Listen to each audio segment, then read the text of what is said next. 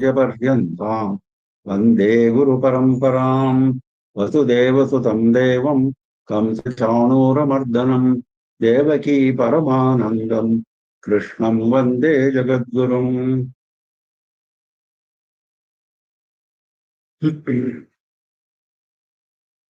With the abundant blessings of our Acharya Swamiji, we are continuing with our study of Srimad Bhagavad Gita together with the commentary of Sri Adi Shankara Bhagavad Pada. We are in chapter 13, shloka number 19. Kshetra Kshetrajna Vibhaga Yogaha. The distinction between Kshetra and Kshetrajna. In some, we have seen that Kshetra refers to body and everything connected with the body, including the mind, etc. And Kshetrajna is nothing but Paramatma, none other than Paramatma, who appears to have associated himself with Kshetra, with the body. This is how we have studied so far. Now, the same thoughts are being continued in sloka number 19. Prakritim purusham chaiva vidhyanaadi ubhavapi vikaranshcha gunanshchaiva vidhi prakriti sambhavan. Prakritim purusham chaiva ubhavapi anadi vidhi. Anadi, ubhavapi anadi vidhi. Understand that both these, ubhav means both. Understand that both these have no beginning or beginningless, which both Prakriti as well as Purusha. Prakriti refers to Trigunatmika Maya, the creation, the power behind the creation, consisting of Sattva, Rajas, Tamo Gunas. That power, which is inseparable from Purusha, that is called Prakriti. And Purusha is Paramatma himself. So, Kshetra and Kshetrajna are terms associated with an individual. Prakriti and Purusha are terms associated with the universe. But because it is the universe, here Prakriti refers to the cause of creation. Whereas in the case of individual, Kshetra refers to the individual body, individual mind, etc., etc. But the concept is same. This derives from that. So he has now gone back to the original concept. And because the idea is to reach Paramatma, so we have to understand thoroughly who is Paramatma and what is his relation to us. That is the question which we have to keep meditating upon. So he says, both these, the Maya Shakti as well as Paramatma, are beginningless. What does that mean? It means creation will go on and on. There was never a beginning. It was there all the time. Creation, sustenance, destruction, this process will keep going on. Jantus, living beings, will keep coming and going. There is no stopping that. This will never end because this never had a beginning. Paramatma is of course beginningless. Paramatma is of course ananta, endless. Now, whatever we are now observing in this universe, all this to be associated only with Prakriti. Vikaranscha gunanschaiva vidhe Prakriti sambhavan. All transformations, all changes, vikaras, gunaha, sattva, rajas, tamo gunas, in whatever form they express themselves. It may be tamo guna expressing itself in the form of a lion's roar. It may be sattva guna expressing itself in the compassionate eyes of a saint. But all this, as long as it is a guna, whether it is a sattva guna, whether it is a rajo guna, whether it is a tamo guna, it is not to be associated with Purusha Paramatma. All of them, Prakriti Sambhavan Vidhi, understand, know that they have originated from Prakriti, from Maya. What is Maya? Ya Ma, that which does not exist, but it appears to exist, the very definition of Maya. So, all these transformations, all the gunas which keep changing, there is no guna which is constant. Even devas who are known to have excelled in sattva guna are found to deviate from that path. Humans, of course, are a mix of sattva, rajo, and tamo guna. So there is no constancy in humans. And animals, no, asuras, they are all known for tamo gunas. That is obvious. But are they always in tamo gunas? Cow is supposed to be a sattvic animal. So this keeps changing. That is what he says, vikara. There is a constant change. The only thing which is constant is not being constant, inconstancy. So vikaranscha gunascha, where both of these quality of transformation and the basic characteristics, sattva, tamo gunas, all of them are known to originate only from Maya. What does it mean? It has nothing to do with Purusha. That is why Vidhi Prakriti Sambhavam. So, Buddhyadi Dehendriyantan Gunancha. That is, all gunas which keep appearing in the form of Buddhi. Buddhyadi Deha Indriyantan. Starting from Buddhi, Deha, Indriya, etc. Sukha Dukkha Moha Pratyayagara Parinatam. All these vikaras, take the shape of sukha, dukkha, moha, etc. All of them are prakriti sambhava. Karyakarana kartrutve hetu prakriti ruchyate purusha sukha dukkham bhoktrutve hetu ruchyate. Now he is going one step further and Bhagavan is explaining what is the role of prakriti and what is the role of purusha as far as the individual is concerned. As far as the individual is concerned, what is prakriti doing and what is purusha doing? Let us start with prakriti. Karya karana kartrutve prakritihi hetuhu iti uchyate. Hetu means cause. Prakriti is known to be the cause of what? Karya karana kartrutve. In being the cause of action and being the cause of instruments of action. Karanas are instruments. The indriyas, jnanendriyas, karmendriyas, all of them come under the category of karanas because it is through them that action takes place.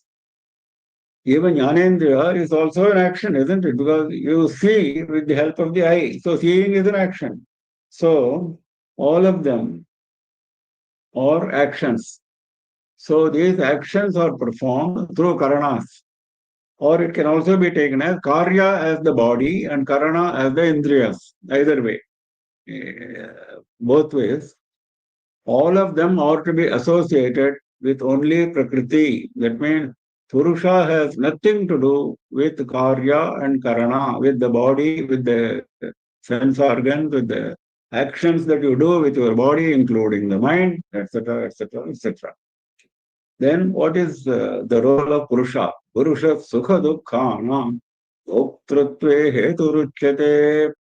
He is the cause of what? Bhoktrutve, of enjoyment. He is the cause of enjoyment of Sukha and Dukkha. That means, if the body were left alone without Purusha, does it have any life? What gives life to the body? Purusha. A dead body is not going to understand Sukha and Dukkha. It's not going to experience. So, Purusha makes the body, this is a very important distinction. Because in the next slokas also this point is going to come again and again. Purusha is the cause of our experiencing sukha and dukkha, pleasure and pain. But he is not associated with, that is going to be explained in the next sloka. He is not to be associated with sukha and dukkha. This is not a contradiction. He is the cause of experience of sukha and dukkha, but he is not to be associated. Why? Because it is the mind. He gives the experiencing ability to the mind.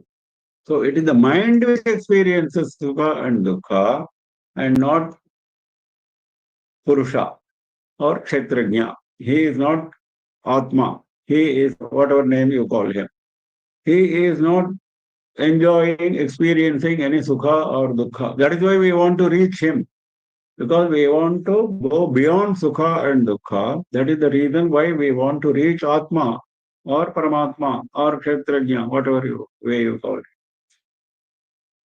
Because if he is also going to go through sukha and dukkha, why to go, better to continue in the state in which we are. What is the difference then? The difference is he does not go through any sukha and dukkha, but he appears to go through sukha and dukkha because we associate him with the mind. The distinction between the mind and Atma is completely lost upon us. That is our issue. That is why he is making it clear.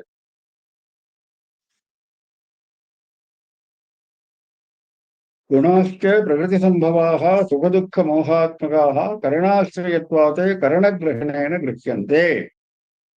When he says karana, Shankara explains that all that is done by the Prakriti, Sukha, Dukkha, Moha, etc., also to be included in Karana. That is what he is explaining. Karana is not just an instrument, but the experience which goes through that instrument. Experience goes through that instrument because Sukha and Dukkha come to us through sense organs, isn't it? So it goes through that instrument, but it is experienced by the mind, and we assume that it is the Atma which is experiencing.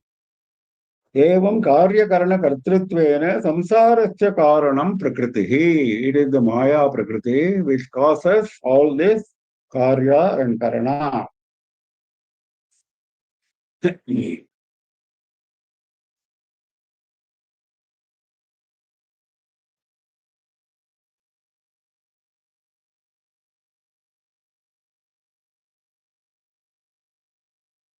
सुखदुःखभोगः संसारः. पुरुषस्य सुखदुःखानां संभोक्तृत्वं संसारित्वम् इति. Shankara explains further. What we call samsara. What is samsara? Moving from birth to birth. Birth and death is samsara. What do we do during this birth and death process? We constantly experience sukha and dukkha. Sukha dukkha bhogaha samsaraha. But we assume that it is Purusha who is enjoying this. Surushasya sukha dukkhanam sambhoktritvam samsaritvam iti. As long as you are a samsari, you will keep making this mistake. Because you have to dissociate yourself from samsara, then you will not make this mistake. This is going to be explained further in the remaining slokas. Prakritim purusham chaiva vidyanaadi ubhavapi vikaraschcha gunaschaiva vidhi prakriti sambhavan karya karana kartrutve metu prakriti richyate purusha sukha dukkhanam bhoktrutve heturuchyate. पुरुष प्रकृतिस्थो हि भुंक्ते प्रकृतिजान् गुणान् कारणं गुणसंगोस्य सदसद्योनिजन्मसु. Now we are saying Purusha is appearing to experience. That's what we said, isn't it? Why? Why he is appearing to experience? That he is explaining now. Purushaha prakritisthaha hi bhunte prakritijan gunam. He is making it absolutely clear. Guna is not from Purusha, it is from Prakriti. Prakritijan guna, Sattva Rajas Tamo gunas, in which we constantly find ourselves, they are being experienced, bhunte, by Purusha. That is the appearance. Why it is appearance? That is why he is hastening to add Prakriti Saha. If he is not to be in the body, if we don't associate him with the body, he is not experiencing any sukha and dukkha. If we think Paramatma is an entity who is not associated with this body, then no problem. He is no sukha dukkha. But as long as we think that Paramatma is in the body, experiencing sukha and dukkha, which is our avidya, that is because of appearance. Prakriti sthatha. He appears to be in Prakriti. That is an appearance. प्रकृतौ अविद्यालक्षणायां कार्यकरणरूपेण परिणतायां स्थितः प्रकृतिस्थः. The very characteristic of Prakriti is avidya. Very avidya lakshanaya. And it converts itself into karya karana.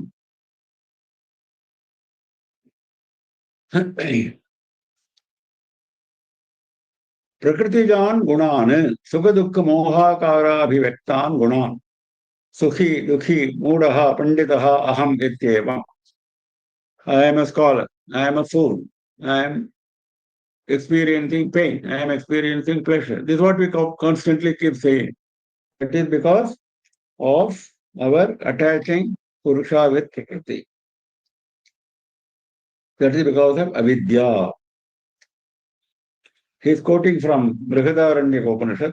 Yatha kamo bhavati tat kratur bhavati. One who keeps constantly desiring for something, he happens to do action in accordance with the desire. Desire prompts his action. That is why he is saying, Karanam gunasangosya sadasadyo nijanmasu. Why this Purusha is appearing to be associated with Prakriti? Because that he has been doing for many, many ages, crores of births. Gunasangaha asya karanam sata asat yoni janmasu. Why he is appearing to experience gunas? Because, or sukha and dukkha, because he is associating himself, that is, Purusha is associating himself with gunas. Gunasangaha asya. Gunasangaha tasya parivajjanaya uchyate. That we have to keep aside, that we have to get rid of. That is why he is bringing that to our attention. Asya gunasangaha, the association of Purusha with gunas. Where he got associated? Are countless births. Sat, asat, yoni janmasu. Sat means good, asat means evil in this context. Sat and asat have got different meanings in different contexts we have seen before. In this context, Sadyonayaha, Devadiyonayaha, good births are Devas, etc. Asadyonayaha, Pashvadiyonayaha, evil births are animals, etc. Humans are mix of both Sat and Asat, Deva and Pashu. So, we have been going through the cycle of births of Devas, of Pashus, of humans, etc., etc., crores of births. So, in all those births, Purusha we have associated with gunas, which are generating from Prakriti. Karanam, this is the reason. Which is the reason? Gunasanga is the reason. Because Purusha appears to be associated with the gunas, and that practice we have practiced over crores of janmas. He is appearing today also. Now, why he is appearing in our present human birth? Purusha is appearing to be experiencing sukha and dukkha. This is the reason. We have made that practice for crores of anything you make a practice for 1 month, you are not able to get it off in the second month. If that is the case with practice over a short time, practice is done over crores of births. Those impressions are being carried forward in every birth. That is avidya.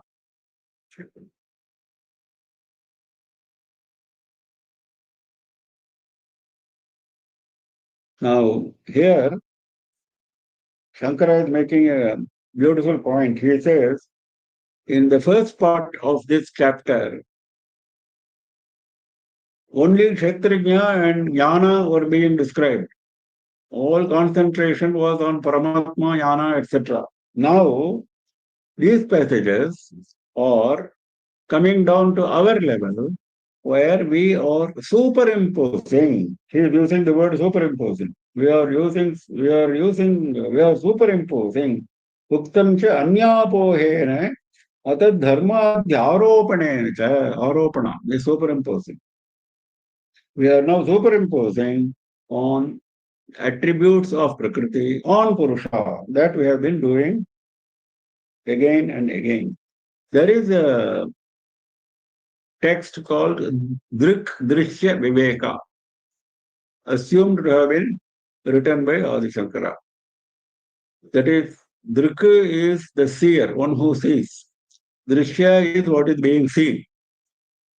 What is the jnana that we are going to derive by using this basis? Now he is explaining that. Rupam Drishyam Lochanam Drik Tadrishyam Driktu Manasam. Let us start with what we see with our eyes. What we see with our eyes is rupa, form, isn't it? We see the form of a table. We see the form of a mobile. We see the form of a man. So all this is rupam. So that is what is being seen. Who is seeing this? Lochanam Drik. The eye is the seer. Eye is the seer. What is being seen is the object. Tad drishyam driktu manasam. Who is the seer for the eye? Manas, mind is the seer for the eye. It is the mind which becomes the seer, and eye becomes the seen object. Then, Drikshati Vrittayat Sakshi Drigeva Natu Drishyate. Then, the mental moods, Dhivrittayaha, because mind is never constant, it keeps changing. At one time, what it saw with the eyes was pleasant. At another time, the same sight becomes unpleasant. So it keeps changing. That is Dhivrittayaha, the modes of the mind. That is become now a seen object. What was the seer has now become seen. It goes step by step. The eye was the seer, object was the seen object. Then mind is the seer, eye is the seen object. Now mind has become the seen object. Who is the seer? Atma. Sakshi Drigeva Natu Drishyate. Atma is the seer because Atma keeps constant. That is why he is Sakshi. Atma keeps constantly seeing the mind. In fact, it is the reflected light of Atma, which is the power behind the mind functioning that we have seen. Otherwise, mind is a dead body. So, dead entity.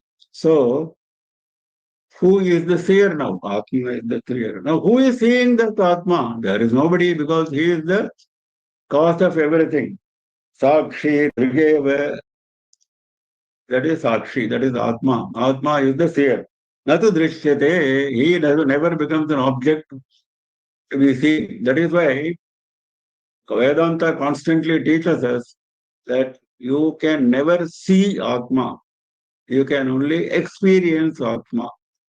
Because we are used to seeing objects, all objects, mentally at least. Mentally at least, we see an object and then we develop likes and dislikes, mentally at least. So our habit is to see. I want to see Atma also in the same way. No, it is not possible because he is the seer.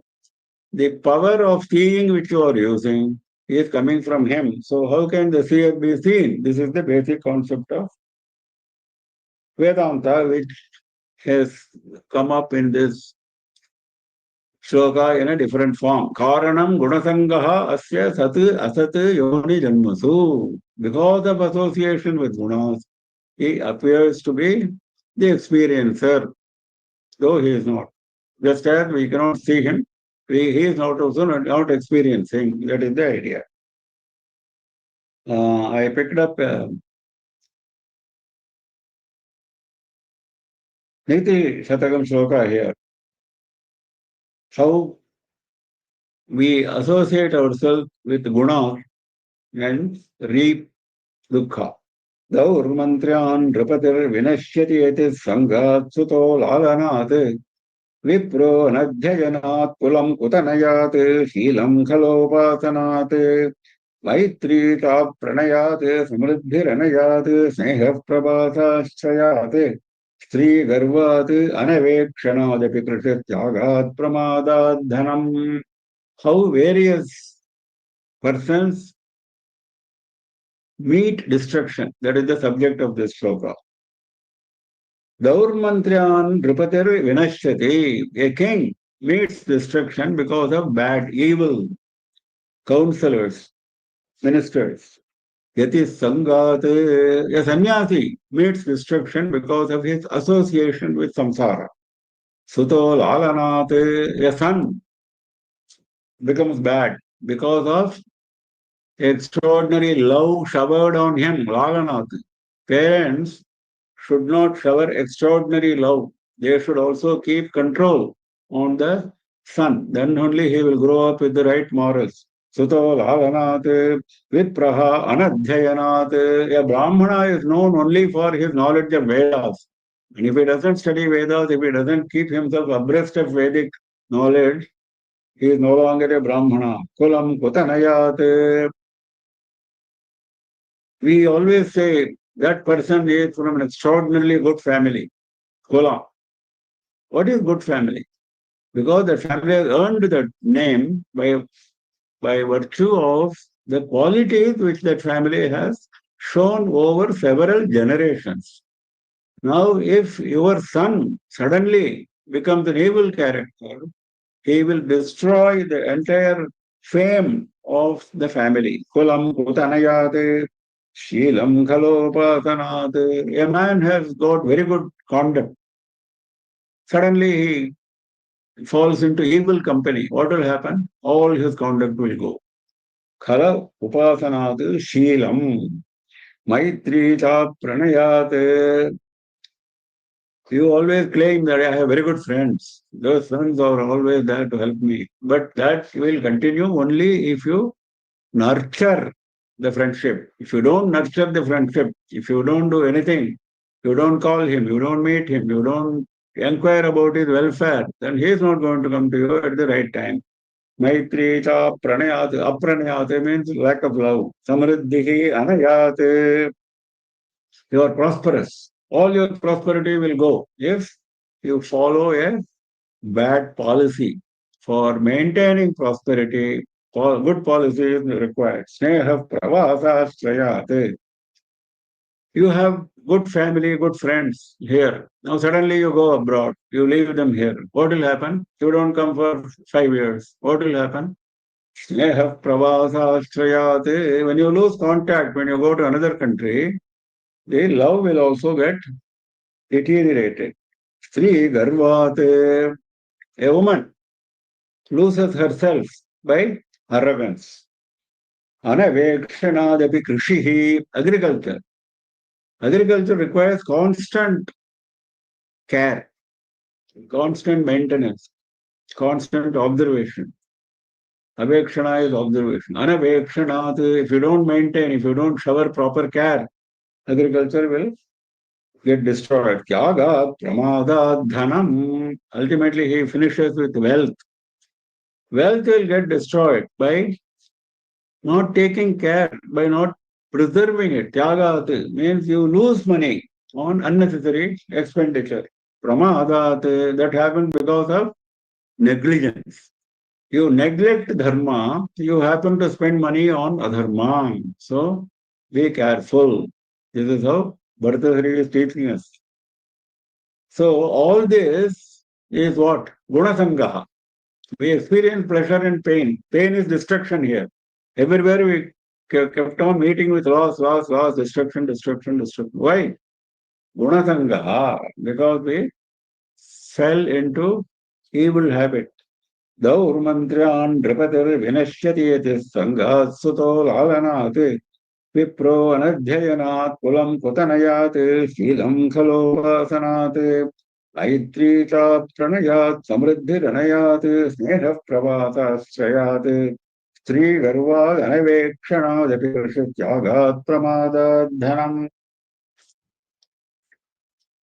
Next, Upadrashta Anumanta Cha Bharta Bhokta Maheshwaraha Paramatmeti Tapyukto Dehesmin Purusha Paraha. Now, this Purusha when he is associated with the body, we say that he appears to experience sukha and dukkha, isn't it? Why don't we keep him out of this? We know that it is the mind which is keeping. We can reason it out. He has nothing to do with this. He only gives us the power to experience. He is not the experiencer. It's a very simple logic. Why don't we do that? The reason is this. Upadrashta Anumanta cha Bharta Bhokta Maheshwaraha. He is Maheshwara, no doubt. Why he is Maheshwara? Now, let us see what Shankara explains. Sarvatmatvat Swatantratvat Mahasya Asau Ishwarasya iti Maheshwaraha. Sarvatmatvat. He is the Atma in every living being. So has to be Maheshwara. If he was the Ishvara for only one body, he will remain Ishvara for that body. Because he is the Ishvara in all bodies, so he is Maheshwara. Swatantratvacha, he is independent. He is not dependent on the body or anything. He is not dependent on his power of Maya. So Swatantratvacha, so he is Maheshwara. Paramatma, why he is Paramatma? It is enough if you say Atma. Why we are using the term Paramatma? That is because of our ignorance. Because we constantly associate Atma with body, we have to conceive of another Paramatma who is beyond this Atma. Actually, there are no two, only one Atma is there. Beautifully, Shankara explains. Dehadinam buddhantanam pratyagatmatvera parikalpitanam avidyaya. Because of avidya, we think that there is one Atma associated with our body, our buddhi, etc., etc. Pratyagatma, we call him Pratyagatma. Pratyagatma means Atma residing inside our body. So we think that he is different from that Parama. Paramaha upadrashtatva lakshanaha Atma iti Paramatma. So we have to think of another Atma, another Paramatma who is higher. Purusha Paraha. Paraha means higher. Higher Purusha. We have to think of another higher. He is also called Paramatma. Paramatma iti cha api uktaha asmin dehe Purushaha Paraha. He is there in the same body, same Paramatma, lives, shines in this same body, asmin dehe, in this body. Okay, now why we got confused? Now he is giving that explanation. Upadrashta Anumanta cha Bharta Bhokta Maheshwaraha. He is giving four activities which we associate Paramatma with. He is not connected with any activity. He is beyond all activities. But we make that mistake due to avidya, as Shankara explained. Upadrashta, we think that he is the one who is constantly watching our activities. Upadrashta is one who is constantly watching. We think that is our, because it is the mind actually which has the power to what? Watch itself. Mind keeps changing, but there is a power of the mind which can watch itself, isn't it? But we don't use that power. Samipastha sanna drashta swayam avyapratah. He does not change, but he keeps watching. That is what we think he is doing, which is correct also. Upadrashta Anumanta, now comes the trouble. If he had stopped with Upadrashta, maybe the trouble was not serious. Sakshi, he is a witness. He is the one who permits our activities. Anumanta means one who gives anumati, one who gives permission. He is the one who is giving permission for all that.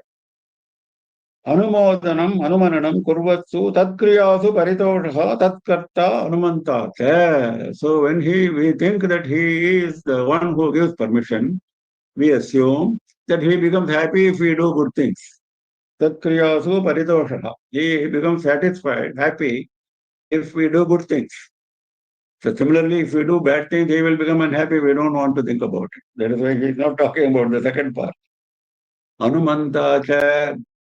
Bharta, Bhokta. Bharta is, he is supporting. He is the supporter. That is, all the body functions, all the sense organs function, the mind, the buddhi, etc., function because of inherent power.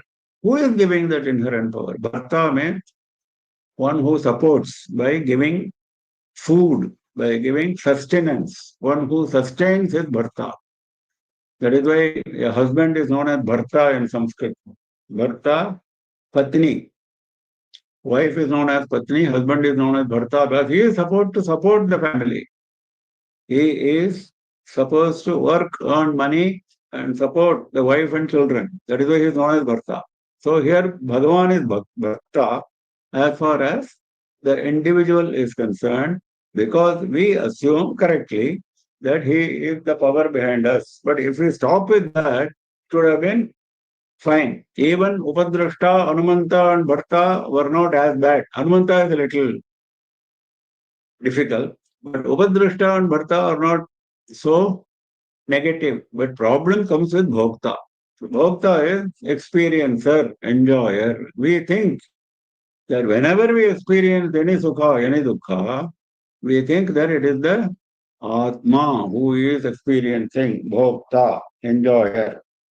अदृष्णवत् नित्य चैतन्य स्वरूपेण बुद्धेः सुखदुःखमोहात्मकाः प्रत्ययाः सर्वविषय विषयाः चैतन्यात्मग्रस्ताः इव as if जायमानाः विभक्ताः विभाव्यन्ते इति भोक्ता आत्मा उच्यते. अग्नि उष्णवत्, that is, if you keep an iron inside fire, the fire becomes red hot. Fire looks like Agni.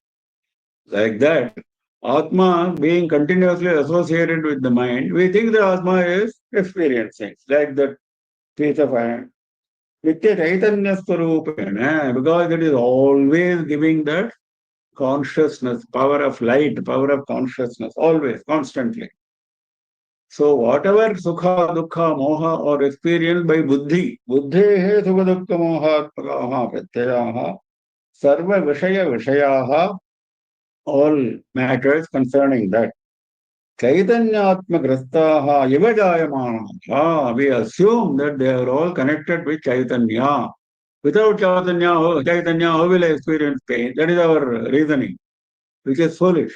Because it is the reflected Chaitanya of the mind which is experiencing and not the original Chaitanya of Bhagavan. So that is the problem. So problem he has now analyzed and given us. So that we will get over that. Why to understand all this?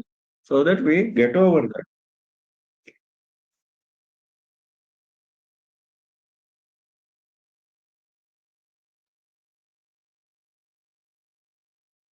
पुरुष प्रकृतिस्थो हि भुङ्क्ते प्रकृतिजान् गुणान् कारणं गुणसङ्गोऽस्य सदसद्योनिजन्मसु उपद्रष्टानुमन्ता च भर्ता भोक्ता महेश्वरः परमात्मेति चाप्युक्तो देहेऽस्मिन् पुरुषः परः.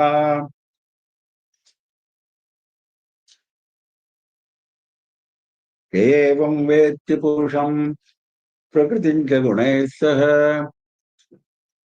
सर्वथा वर्तमानोऽपि न स भूयोऽभिजायते. Now he is giving a conclusive statement to all this analysis. He says, whatever I have said so far, if you have understood, you will not be reborn. Look at the bold statement which Bhagavan is making. If you have understood whatever I have told you so far, you will not have to undergo rebirth. Yaha evam purusham prakritim cha gunais saha vetti. One, in this manner, evam, in this manner, vetti has understood Purusha and Prakriti along with the gunas, gunais saha. Whatever I have told you regarding Purusha, Prakriti, gunas, etc. If you have understood, Sarvatha Vartamanaha api, you may be in any condition. Sarvatha Vartamanaha. Vartamanaha is being in a condition. Sarvatha in any condition, in all conditions. Wherever you are, in whichever condition you are, Nasa Bhuyaha Abhijayate, you will not be reborn again. Look at the bold statement which Bhagavan is making.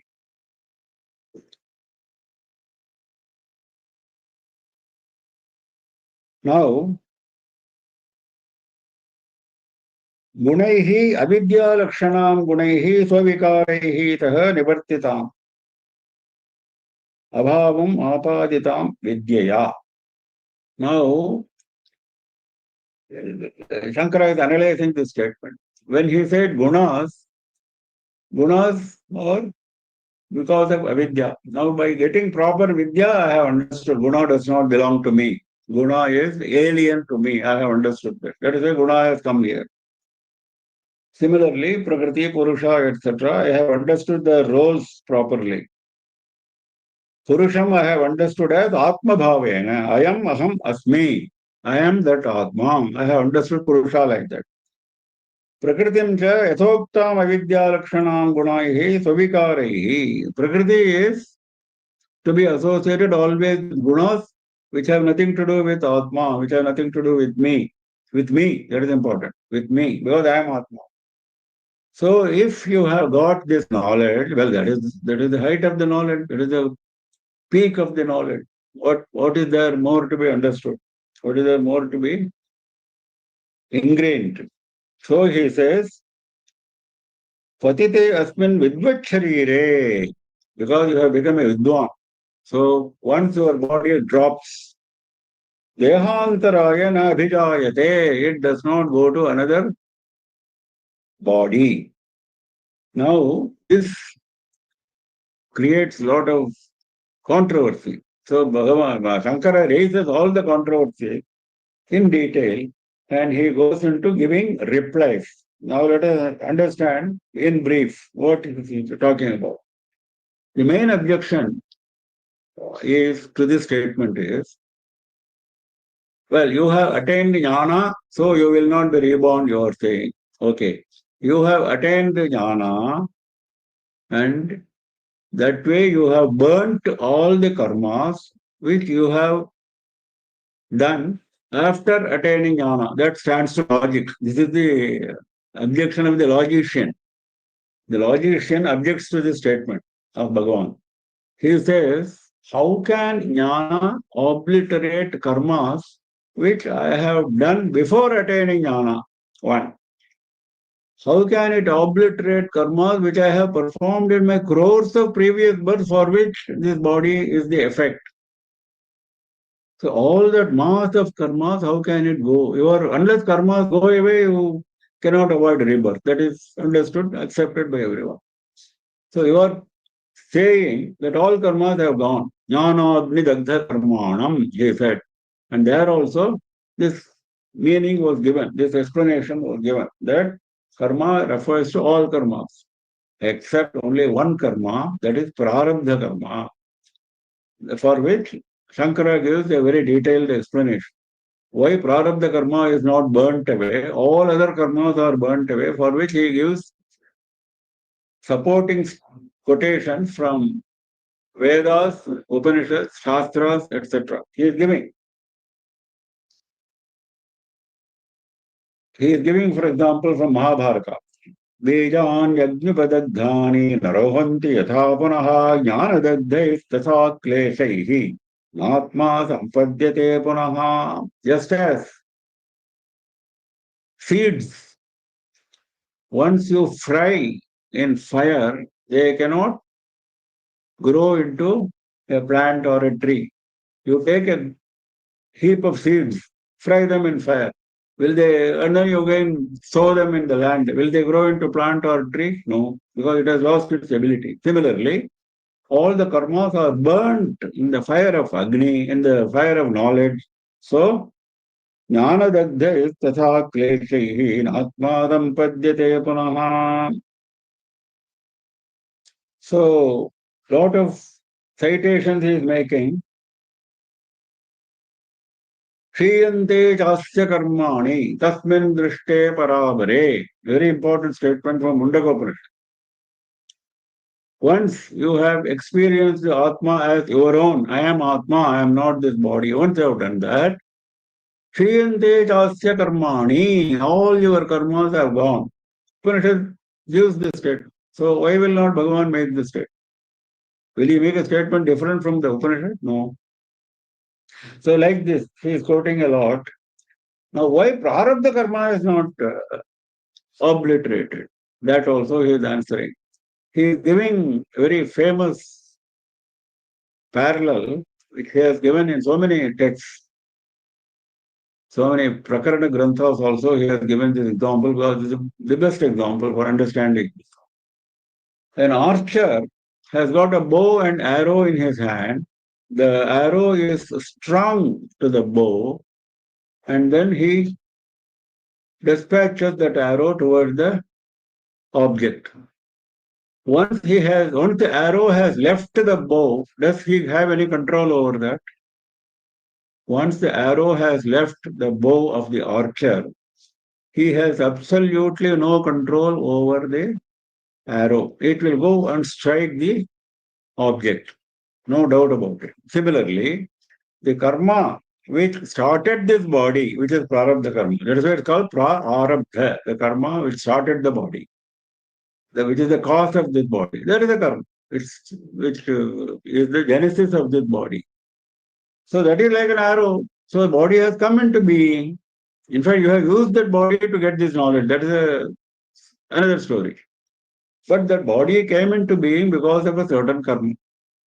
And that karma cannot exhaust itself unless you exhaust the body, because body came from that. So till the body drops, prarabdha karma will continue. That is why even saints like Ramakrishna Paramahamsa, like Ramana Maharshi, experience terrible suffering because of sickness of the body. Long after they were known as, proclaimed as great jnanis, till the end. This is the reason for it. Now, the same archer has got many, many arrows in his quiver. Same archer has got many, many arrows in his quiver. He uses them one by one. So we talked about one arrow which has gone and struck the target. What about other arrows? Other arrows he will never use. Other arrows have all been taken away from him. Other arrows have all been taken away from him. He has been deprived of all those arrows. That is the other karmas. This is the explanation given by Shankara very beautifully. Now, all this is to answer certain objections of those who object. So, the simple answer is prarabdha karma, which was the starting point of the body, you have to experience. But all other karma, which you have done during this birth, as well as in all the crores of previous births, have all been extinguished. So, no more rebirth for you. That is what Bhagavan is saying. ध्यानेन आत्मनि पश्यन्ति केचिद् आत्मानमात्मना अन्ये सांख्येन योगेन कर्मयोगेन चापरे. Now he is summarizing what he has told us again and again in previous chapters, how we should get out of this avidya. We know all about this avidya, how it is going on, troubling us. How to get out of this, how to get the experience, I am Atma. How to get that? ध्यानेन आत्मनि पश्यन्ति केचित् आत्मानम् आत्मना. Atmanam kechiti pashyanti. Some people are able to see the Atma. Kechiti Atmanam pashyanti. Some people are able to see the Atma. How? Atmana. With the same Atma. There is no external help required for seeing Atma. How to do that? Dhyanena, in meditation. Now, although all these things have been covered in earlier chapters, Shankara, look at Shankara. He never tires himself of repeating and emphasizing. Now he is as if he is talking for the first time. He is explaining what is dhyana. Dhyanam nama shabdadibhyo vishayebhya shrotrādīni karणानि manasi upasamsritya manasya pratyakshayatayatri ekagratya yati chantanam tat dhyanim. All the sense organs, all the body consciousness should be diverted from sense objects and they should all be taken to the mind. And mind should be taken towards Atma, Ekagrataya, with single focus. That is Dhyanam. So if you are able to do that, you will experience Atma. Tailadharavat santataha avichinna pratyaha dhyanam. Tailadharavat, like the flow of oil from one container to another container, it is a flow, continuous flow. This is the constant example given in Vedanta. So like that, if your dhyana is continuous, without any break, without any disturbance, avichinna pratyaya, you never lose sight of your object. Don't think of anything else. If the mind goes somewhere else, then there is no more dhyana. So if you do that, naturally you will experience Atma. Some people are able to do that. Anye sankhena yogena karma yogena cha pare. Some other people are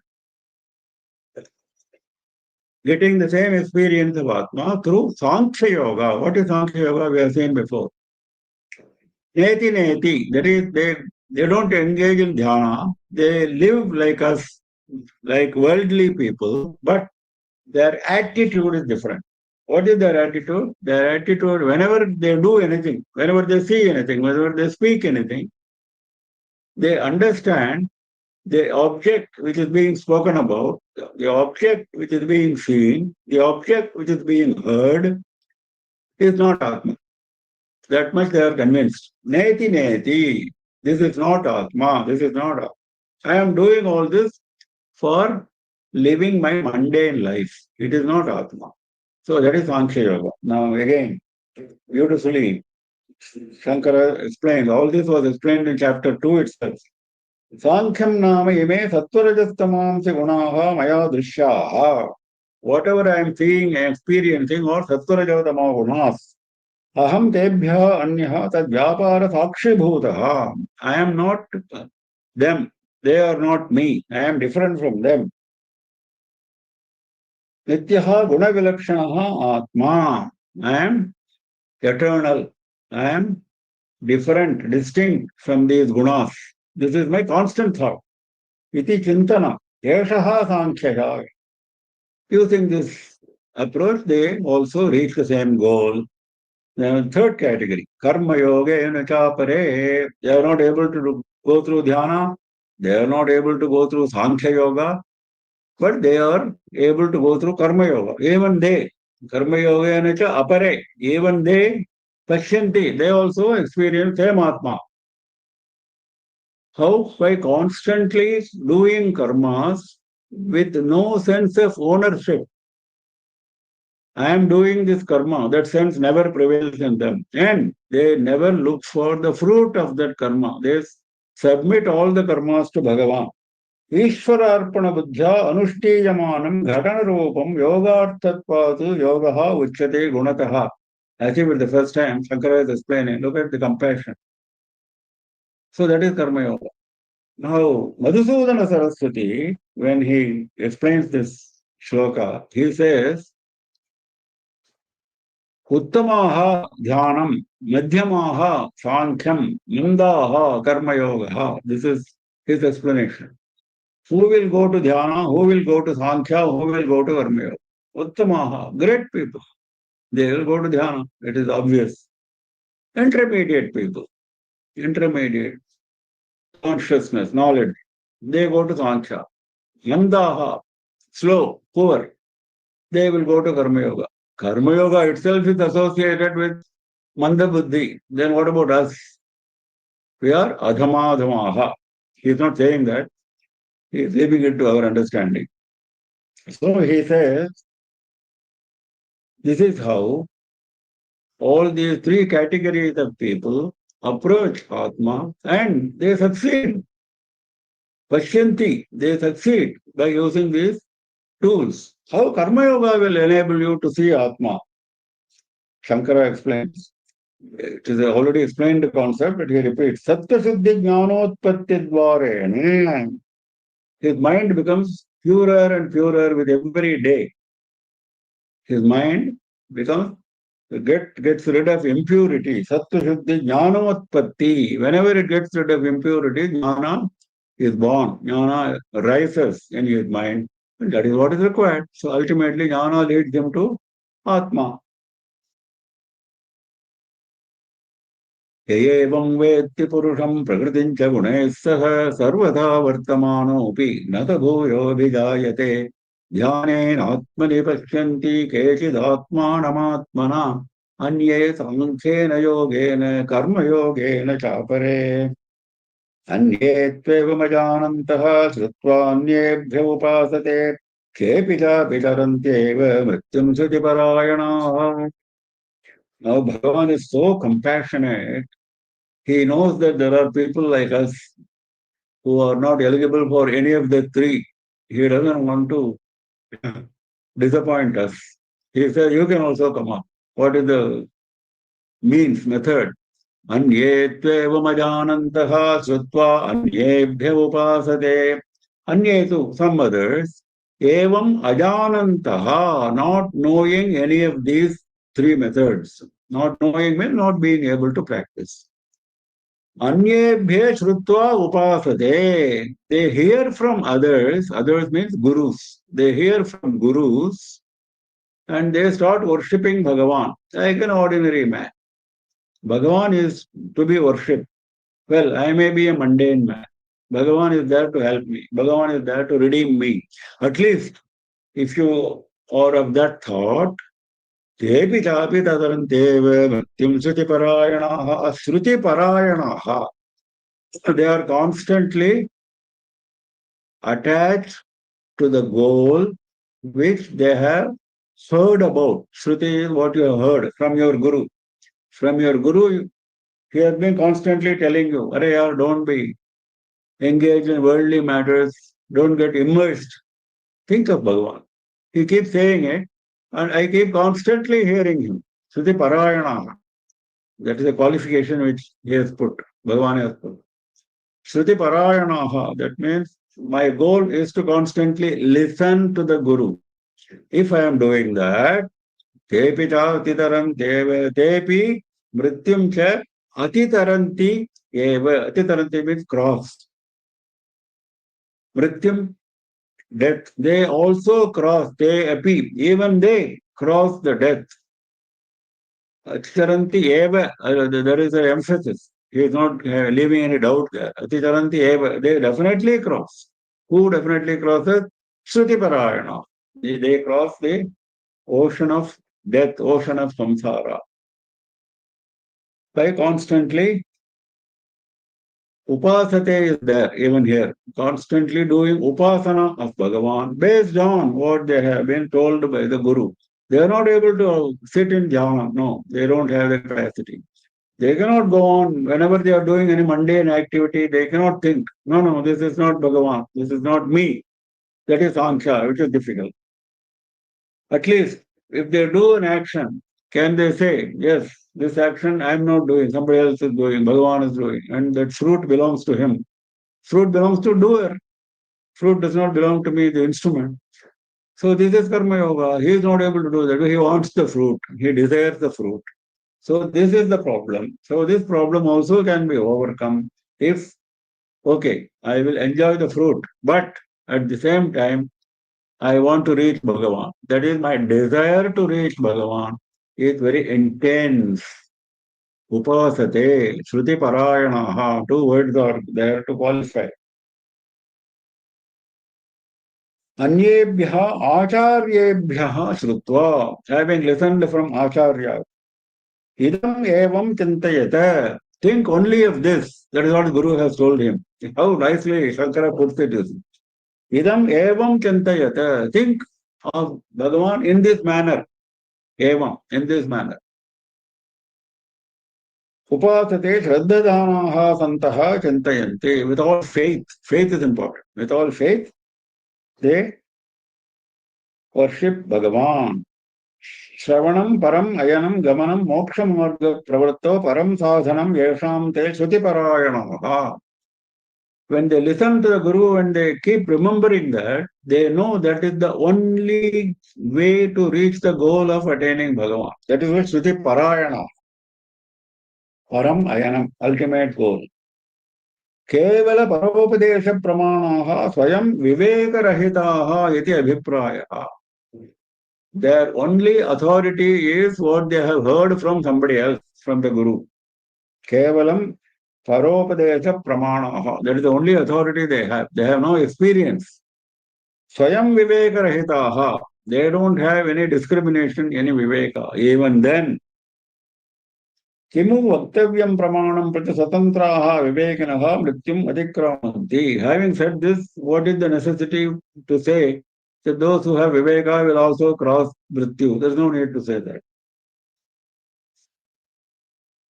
Mrityuyuktam samsaram iti etat. Mrityum atitaranti means Mrityuyuktam samsaram atitaranti.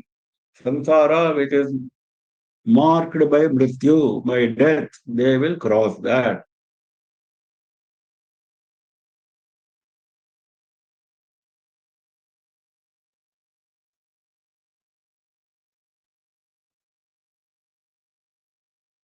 Muktoham iti bhavayet. परमकारुणिकेभ्यः आचार्येभ्यः श्रुत्वा ब्रह्मैवाहं नमो संसारी मुक्तोऽहम् इति भावयेत् अशक्नुवन् भावयितुं वाक्यमेतद् उदीरयेत्. Brahmanandagiri nicely explains this. Having listened from Acharya, I am Brahman, I am not a samsari, I am already mukta. And like that you have to keep imagining. If you cannot do that, at least keep saying, he says, vakyam udiri, at least keep saying. You cannot imagine, you cannot assume that you are a mukta, a liberated soul. Say that. I am Atma, I am not this body. I have heard it from my Guru. Keep saying that. That also will lead to the ultimate goal. There is a story from Upanishad, from Chandogya Upanishad, of a Shishya. His name is Satyakama Jabala. And he was the Shishya of a Guru called Gautama Rishi. Now, sometimes the Gurus treat the Chelas in a very, very different manner. That is what happened in this case also. He did not teach him the ultimate jnana. He might have taught him Veda, etc., but ultimate jnana he did not teach him. So one day what he did, this Gautama Rishi, he called Satyakama Jabala and he gave him 400 emaciated cows. Emaciated cows, cows which are about to die, very weak, 400 of them. He said, you take them away, go wherever you want, forest or anywhere. You come back only when these 400 cows become 1,000 good cows. Look at the condition. 400 cows, which are emaciated, should become 1,000 good cows, then you come back. So we are nowadays encouraging questioning attitude. I have already mentioned that we cannot question everything. Everything cannot be questioned. We cannot understand everything. Now, if we were in the position of Satyakama Jabala, we would have asked the Guru, confronted the Guru, what is this nonsense? Why should I do that? Why, how will it lead me to jnana? This is, isn't it? Satyakama Jabala did nothing of that sort. He went with 400 cows. He spent, we don't know how many years. He spent many years. And in the process, because he did this with full faith in what Guru said, with full faith. Shraddha Shankara said, no? So he received Jnanopadesham from whom? From animals, from a bull. Bull gave him Jnanopadesha, first part of the Jnana. The second part of the Jnana was given by, what is the first part, what is the second part, etc., are being detailed in the Upanishad. We need not go into that. Second part of the Jnana was given by Agni. Third part of the Jnana was given by Swan, Hamsa Pakshi. Then fourth part of the Jnana was given by another bird. Like the 4 parts of the Jnana. Everything is supposed to have 4 parts in Upanishad, if you see. 4 quarters. So 4 quarters of the Jnana, that means he got all the Jnana. And by that time, these 400 cows have turned into 1,000 cows. So he got Jnana. He also fulfilled the condition. Then he returned to the Guru. The Guru saw all the 1,000 cows. Not only that is not a great thing. What he saw was the Brahma Tejas in the face of the Shishya. He could not believe. He asked him, what happened?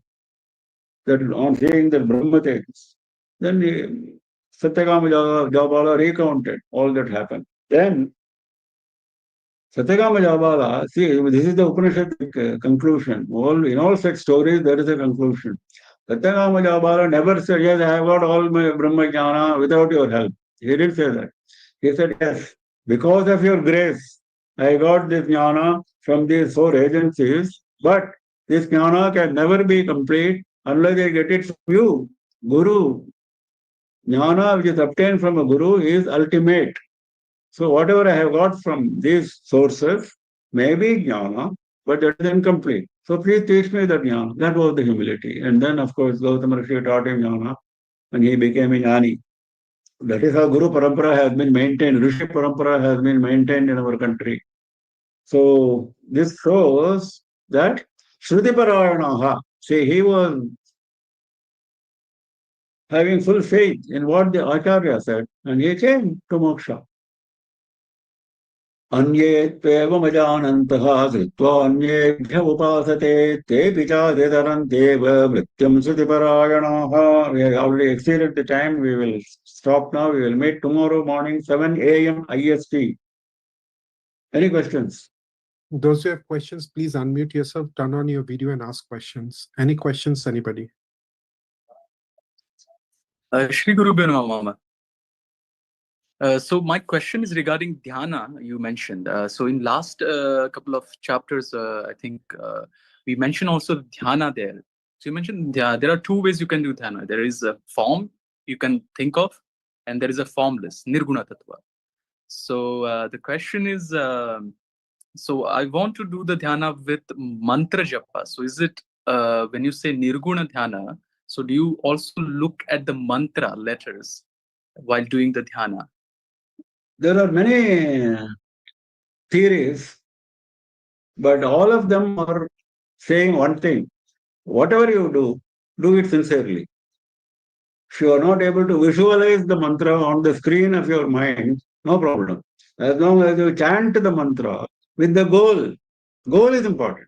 With the goal that you should reach Bhagavan, that is equally efficacious. There is no doubt about it. So let us not go into all these minor discrepancies. No need.